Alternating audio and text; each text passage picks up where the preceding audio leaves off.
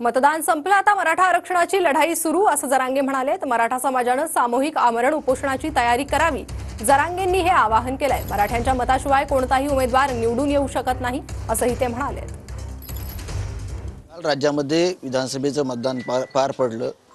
आपल्यासोबत जरांगे पाटील आहेत. दादा, काल मतदान झालं, परंतु या मतदानात महाविकास आघाडीलाही एक्झिट पोल दाखवतात, माहिती दाखवतात, पण जरांगे पाटलांचा एक्झिट पोल काय? आम्ही मैदानातच नाही ना, मी मैदानातच नाही आहे, माझा समाज पण नाही आहे, त्यामुळं मी कसा अंदाजा सांगू शकतो? आम्ही जर मैदानात असतो अंदाजा सांगितला असता 100%.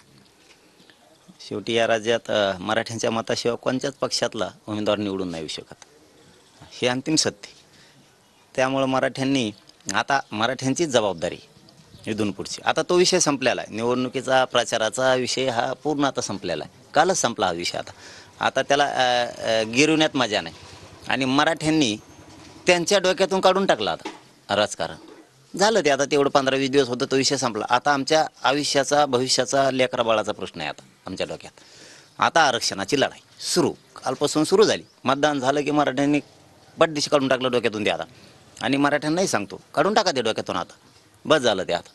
झालं तो विषय, जे व्हायचं असेल ते होईल, काय देणं घेणं नाही आपल्याला त्याशी. आपले सामूहिक आमरण उपोषण आपण राज्याच्या वतीनं लावले, त्यासाठी तयारी करा सगळेजण. इकडे आपण शेतकरी, शेतातले कामं उरकून घ्या. सरकार स्थापन झाले की आपण तारीख डिक्लेअर करणार आहेत.